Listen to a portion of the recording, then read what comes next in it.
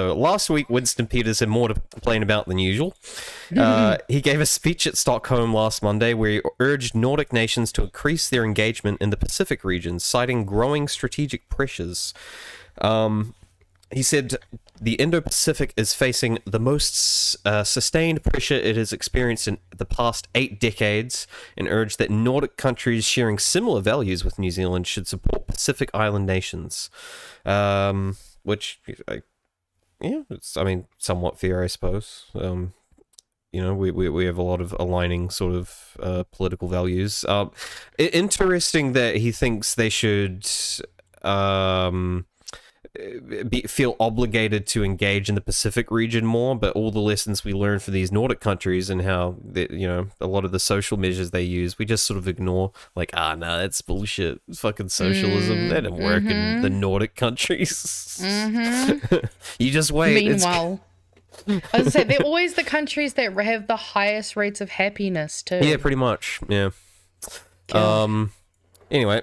On Wednesday, Luxon posted a photo of himself linking arms with Southeast Asian leaders, captioned, "I've just done a deal with the Southeast Asian nations that will help grow our economy at home." Later that night, Peters couldn't help but reshare Luxon's post and emphasized the word "we." And that's all he said was "we." Obviously, he was a little offended he's not getting credit there. A little? Yeah, well, you got to give Winston his credit when it's due. And when it's not, especially when it's not.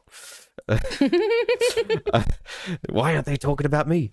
That's usually like one of the things he loves saying is, he'll be criticized something in the news and he'll be like, "Why aren't you talking about this other great thing I did?" I'm just like, well, that's not what we're asking you about today, mate. Just. We can talk about that later, buddy. Anyway, he soon deleted it off of his account. Then Peters' officers said they were unaware of the circumstances of the post. We don't know anything, guys. Just don't post that. Haven't been informed on that. Yeah, I think you'll find that the coalition is dangerously strong, as Seen will put it. How dangerous? We don't invite. On Thursday, the Fonterra sale finalized. Farmers have voted overwhelmingly, 88% in favor, to sell Fonterra's consumer brands to French dairy giant Lacatalis for $4.2 billion. The deal is predicted to add $4.5 billion to the New Zealand economy. I don't know why it was $4.5 billion versus the fruit, but I don't know where that extra $0.3 million is coming from, but that's the figures I got. Maybe they were just rounding up when they were saying that quote, like, this will bring $4.5 billion to the New Zealand economy, but that's, for some reason, that was different than the actual sale number. However, according to Lacatalis, Fonterra's consumer brands and integrated business represents more than $3.6 billion of net sales. Now, they don't say over how long, but I don't know. 5.6. I think you just said 3. Oh, sorry, 5.6, yep.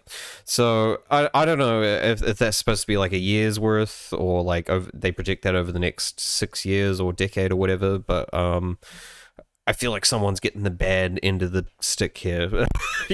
Clearly Lacatalis sees dollar signs, and that's why they bought it. Otherwise, exactly. Otherwise, they wouldn't have. But all I see is people who are talking about this going, they didn't really earn that much money in the grand scheme of things anyway. In fact, this was a burden to Fonterra. That's all I sort of hear. But then it's like, why are these guys buying it? Why would they buy it? And as you can sort of see on the image I've shown, this is like all the brands that have been sold that are associated and where they're also selling. So we're in a lot of markets. Oh yeah. Yeah, so this, I don't know, this is a lot of money. I feel.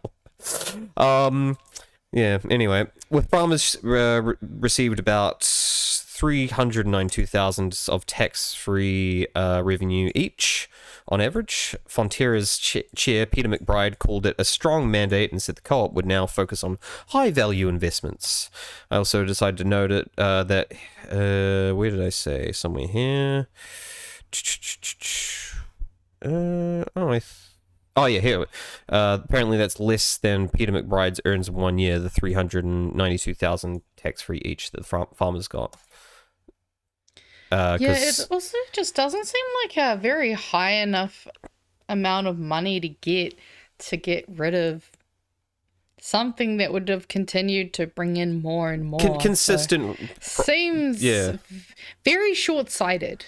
Yeah, but they only see scale of efficiency, I think, which is, scaling down, narrowing down production to the key things that are making the most money, which is a lot of issue in capitalism a lot of the time anyway, where a lot of these companies will see, okay, this thing's making the most, and these things, they'll bring in some money, but we'd be better off focusing all our efforts into this area that makes the most profit per, unit or whatever calculation they're doing, and just axe the other ones, even though there's still a demand there, and that can often create like a rift. I was thinking about this the other day with I think it's Lime scooters or something. I was looking into it, and the companies that make those don't make commercial scooters because it's just they could probably make them quite effectively, but they just don't because it's just cheaper just make it for the one sort of guaranteed person who's buying those scooters or whatever. Interesting. I didn't know that about Lime. Oh, well, not Lime specifically. Sorry, I was just using that as an example. Right. Lime might make their own. I don't know, but it wasn't Lime. It wasn't Lime. Maybe it was like a Flamingo or that one. It might have been that one because I doubt they're making their own scooters from scratch. No, believe, to be fair, I don't believe any of the companies that probably were running at least here, because I know Beam isn't here anymore. Yeah, but, so whoever was making the Beam scooters is definitely making the Flamingo scooters now. They're the same. Yeah, they're definitely the same. Must be the case. Yeah. Anyway, Peters slammed it as economic self-sabotage, warning that Lacatalis could cut New Zealand milk supplies after 6 years, which is another sort of chink in the armor of this deal. It's only for 6 years that we need to sell. I think it's the powder. Do we sell the milk powder? No, the milk itself, I guess, would go. I don't actually know the economics of that specifically. I should probably, if I had more time, I would have looked into that. Anyway. I feel like the boys were talking a bit about it, but I'll be honest, I can't remember what they said. Do you either? Funnily enough, I have a friend who's an actual dairy journalist, so I probably should have called him up for more information about it. Not doing my job right. Get him next time. It's like I don't get paid for this or something. Right. Analysts framed the decision as democracy in action, with most farmers seeing it as a pragmatic financial reset rather than a loss of national identity. Of course, I just noted it can be both.